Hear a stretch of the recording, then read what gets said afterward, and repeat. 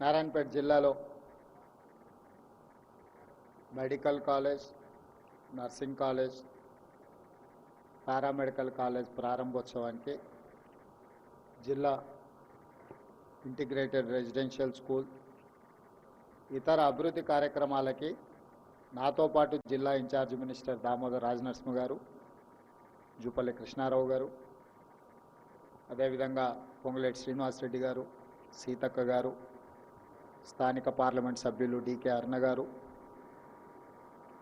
మీ స్థానిక మీ అభిమాన నాయకురాలు శాసనసభ్యులు డాక్టర్ పర్ణిక గారి అధ్యక్షతన జిల్లాలో ఉన్న అందరి శాసనసభ్యులు, అధికారులు, చీఫ్ సెక్రటరీ గారు, ముఖ్యంగా విద్యార్థులు అందరూ కూడా ఈ కార్యక్రమంలో పాల్గొని విజయవంతం చేసినందుకు మనస్ఫూర్తిగా మిమ్మల్ని అందరినీ అభినందిస్తున్నాను.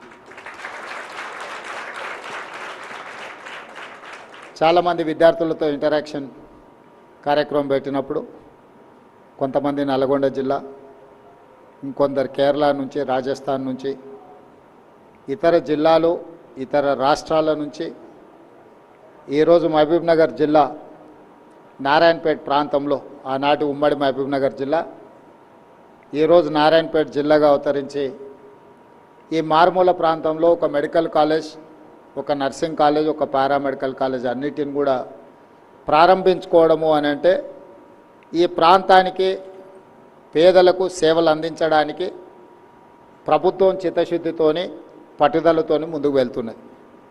గతంలో 8 మెడికల్ కాలేజీల అనుమతుల కోసం జీవోలు ఇచ్చి మెడికల్ కౌన్సిల్ ఆఫ్ ఇండియా అనుమతి లేక వాయిదాలు పడుతున్న సందర్భంలో కేంద్ర ప్రభుత్వం తిరస్కరించిన ఆందోళనకరణ సమయంలో సంబంధిత శాఖ అధికారులు కృష్ణ గారు, దామోదర్ రాజనరసింహ గారు పూర్తి స్థాయిలో ప్రయత్నం చేసి ఈ 8 అదనపు మెడికల్ కాలేజీల అనుమతి తేవడం ద్వారా ఈరోజు వందలాది మంది విద్యార్థులు ఇక్కడ నూతనంగా చేరడం జరిగింది.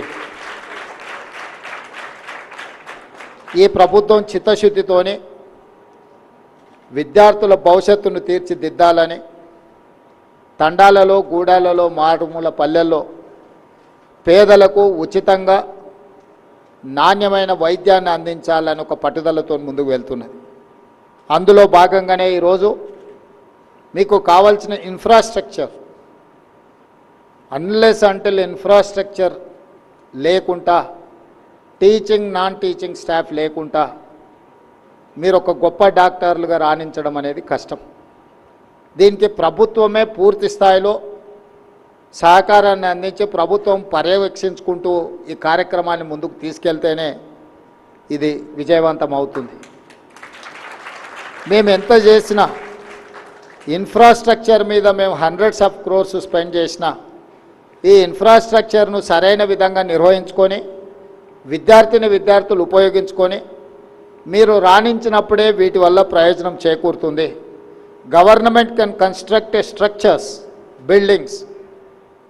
డాక్టర్ బాబాసాహెబ్ అంబేద్కర్ గారు ఒక మాట చెప్పారు, రంగుల మేడలు, రంగుల గోడలు, అద్దాల మేడలు అభివృద్ధిని తీసుకురావు. నిజమైన పేదవాడికి సంక్షేమం అందినప్పుడే, ముఖ్యంగా విద్య వాళ్ళ దగ్గరికి చేరినప్పుడే అభివృద్ధి జరుగుతుందని డాక్టర్ బాబాసాహెబ్ అంబేద్కర్ గారు చెప్పారు. ఇక్కడ ఉన్న వాళ్ళందరూ నా సూచన ఒక్కటే, రంగుల గోడలు, అద్దాల మేడలు ప్రభుత్వం నిర్మించగలదు, కానీ ప్రభుత్వానికి అంటే కూడా అందులో ఉండే విద్యార్థులు వాటిని నిర్వహించుకొని అవి భవిష్యత్ మీ తర్వాతి తరాలకు కూడా, మీ తర్వాతి వచ్చే విద్యార్థులకు కూడా వాటిని నాణ్యతతో కూడుకున్న వాటిని మీరు అందిస్తే నిజంగా మనము ఈ విద్యలో రాణించిన వాళ్ళమవుతాం. ఈరోజు ఎంబీబీఎస్తోనే మీ విద్య ఆగదు, తర్వాత పీజీలు చేయాల్సిన అవసరం ఉన్నది. మీ స్థానిక ఎమ్మెల్యే గారు కూడా పీజీ డాక్టరే, ఇప్పుడు చదువుతున్న డాక్టరే. మీ అదృష్టం, మీ డాక్టర్ స్టూడెంటే. ఐ థింక్ రీసెంట్ డేస్లోనే పర్ణిక గారు పీజీ ఎగ్జామ్స్ రాసినట్టుంది. సో మీ వర్టికల్లోనే, మీ కేటగిరీలోనే, మీ కోవాలో సంబంధించిన మీ డాక్టర్లకు సంబంధించిన మీ ఫ్యామిలీ నుంచే ఈరోజు నారాయణపేటకు శాసనసభ్యురాలుగా ఉండడం అనేది మీ అందరి అదృష్టం.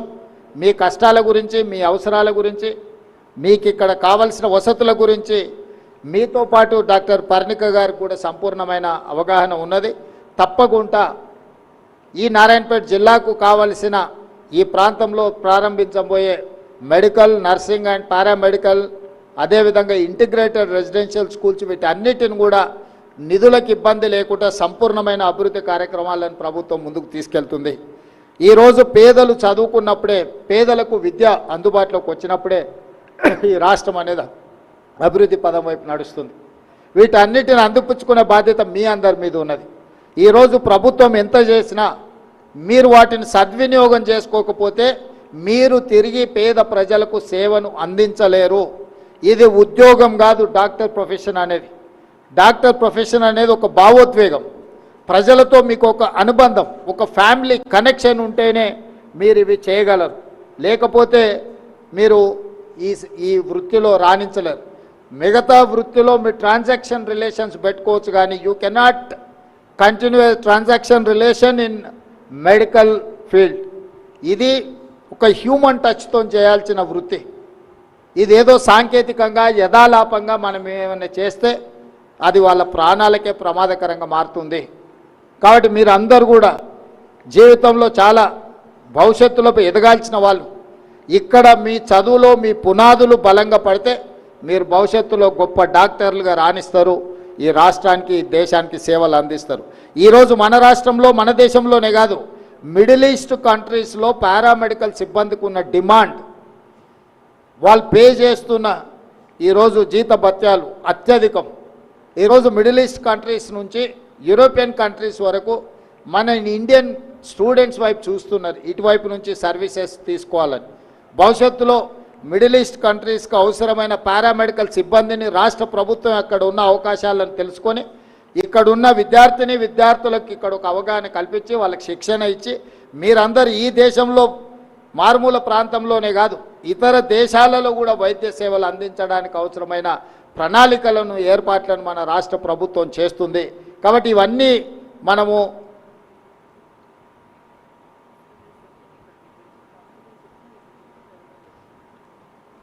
పర్ణిక గారు చెప్తున్నారు, హాస్పిటల్ని కంప్లీట్గా బిల్డింగ్ని ఇక్కడికే షిఫ్ట్ చేస్తాం, ఇక్కడ నుంచే రన్ చేస్తాం అని చెప్పి. నారాయణపేటలో ఏదైతే ఈరోజు తాత్కాలికంగా అక్కడ ఉన్నదో కంప్లీట్ హాస్పిటల్ని మనం ఇక్కడికే షిఫ్ట్ చేయాలన్న ఆలోచన ఉన్నది. తప్పకుండా తొందరలోనే ఇక్కడికి షిఫ్ట్ చేయడం, ఇక్కడికి మార్చడం జరుగుతుంది. ఏదేమైనా నా సూచన ఒక్కటే, ఇది ఒక అద్భుతమైన అవకాశం. జీవితంలో ఇది అత్యంత కీలకమైన సమయం. ఈ సమయంలో చదువు పట్ల నిర్లక్ష్యం వహిస్తే మన జీవితాంతం బాధపడుతూ ఉండాల్సిన పరిస్థితులు వస్తాయి. ఈ సమయంలో మీరు నిబద్ధతతోని, ఏకాగ్రతతోని మీ చదువులో రాణిస్తే జీవితకాలం మీరు లక్షలాది మందికి ఆదర్శంగా నిలబడే అవకాశం ఉంటుంది. కాబట్టి ఇక్కడ ముఖ్యంగా 70 సంవత్సరాల తర్వాత మొట్టమొదటి హైదరాబాద్ రాష్ట్రానికి మహబూబ్ నగర్ జిల్లా నుంచే బూర్గుల రామకృష్ణారావు గారు ముఖ్యమంత్రిగా ఉన్నారు. మళ్ళీ దాదాపుగా 70 సంవత్సరాల తర్వాత ఈ మహబూబ్ నగర్ జిల్లాకు ఈ ప్రజల ఆశీర్వాదంతో ఈ జిల్లా నుంచే ముఖ్యమంత్రి అయ్యే అవకాశం తెలంగాణ రాష్ట్రానికి ఈ జిల్లాకు వచ్చింది. నేను పాలమూరు బిడ్డగా చాలా గర్వంగా ఈరోజు నేను వేదిక మీద నుంచి మాట్లాడుతున్నా. నా జిల్లా అభివృద్ధి కోసం, అది విద్య కోసం కావచ్చు, వైద్యం కోసం కావచ్చు, సాగునీటి ప్రాజెక్టుల కోసం కావచ్చు, పరిశ్రమలను అభివృద్ధి చేయడం కోసం కావచ్చు, ఎన్ని వందల వేల కోట్ల రూపాయలైన రాష్ట్ర బడ్జెట్ నుంచి కేటాయించి ఈ జిల్లాని అభివృద్ధి పదం వైపు నడిపించడానికి నా శాయశక్తుల కృషి చేస్తా. ఇది ఒక గొప్ప అవకాశం. ఈ జిల్లా ప్రజలు ఆశీర్వదించబట్టి ఈరోజు తెలంగాణ రాష్ట్రానికి 2వ ముఖ్యమంత్రిగా తెలంగాణ 4 కోట్ల ప్రజలకు నాయకత్వం వహించే అవకాశం వచ్చింది. ఈ జిల్లా రుణం తీర్చుకునే అవకాశం నాకు వచ్చింది. ఈరోజు ఈ ప్రాంతంలో గతంలో ఎంతోమంది, ముఖ్యంగా చిట్టం నర్సిరెడ్డి గారు లాంటి సీనియర్ ప్రజాప్రతినిధులు ఈ ప్రాంతం నుంచి ప్రాతినిధ్యం వహించారు. అందుకే ఈరోజు అన్ని అనుమతులు చీఫ్ సెక్రటరీ గారిని ఒకసారి ఎగ్జామిన్ చేయమని చెప్తున్నా. ఇక్కడున్న ఈ మెడికల్ కాలేజ్ వీటికి చిట్టం నర్సిరెడ్డి గారి పేరు పెడితే తప్పకుండా అది సముచితంగా ఉంటుంది అని నేను భావిస్తున్నా. దాదాపుగా 50 సంవత్సరాలు ప్రజా జీవితంలో వారు ఈ ప్రాంత ప్రజలకు సేవలు అందించారు. ఈ ప్రాంత ప్రజలకు సేవలు అందించిన చిట్టం నర్సిరెడ్డి గారి పేరు ఈ మెడికల్ కాలేజ్కి పెట్టడం సముచితమని నేను అనుకుంటున్నా. మా వైద్య ఆరోగ్య శాఖ మంత్రి దామోదర్ రాజనరసింహ గారికి, మా చీఫ్ సెక్రటరీ గారికి నేను ఈ సందర్భంగా సూచన చేస్తున్నా. ఒకసారి వాటిని పరిశీలించి నిర్ణయం చేసి ఈ నూతనంగా నిర్మిస్తున్న ఈ మెడికల్ కాలేజ్కి మీరు చిట్టం నర్సిరెడ్డి గారి పేరును పెట్టడానికి అవసరమైన అన్ని చర్యలు తీసుకోవాల్సిందిగా ఆదేశాలు ఇస్తూ మీ అందరిని మరొక్కసారి మనస్ఫూర్తిగా అభినందిస్తున్నాం. మళ్ళీ ఈ కాలేజ్ మొత్తం పూర్తయి నెక్స్ట్ అకాడమిక్ ఇయర్లో మళ్ళీ కొత్తగా విద్యార్థులు చేరినప్పుడు తప్పకుండా మళ్ళీ వచ్చి మీ అందరితో కూర్చొని ఆ రోజు ఏం కార్యక్రమాలు పెట్టుకోకుండా ఓన్లీ మీ medical, paramedical and nursing college స్టూడెంట్స్తోనే కలిసే కార్యక్రమాన్ని ఒక ఇంటరాక్షన్ సెషన్ పెట్టుకుందాం. మీ యంగర్ జనరేషన్ ఆలోచనలు ఎట్లున్నాయి, మీరు ఏం కోరుకుంటున్నారు, ఏం ఆలోచన చేస్తున్నారు, అభివృద్ధికి ఏం చేస్తే ఉపయోగం ఉంటుందో మీ సూచనలన్నీ తీసుకొని ముందుకు వెళ్తామని తెలియజేస్తూ మీ అందరి దగ్గర సెలవు తీసుకుంటున్నా. ధన్యవాదాలు మిత్రులారా.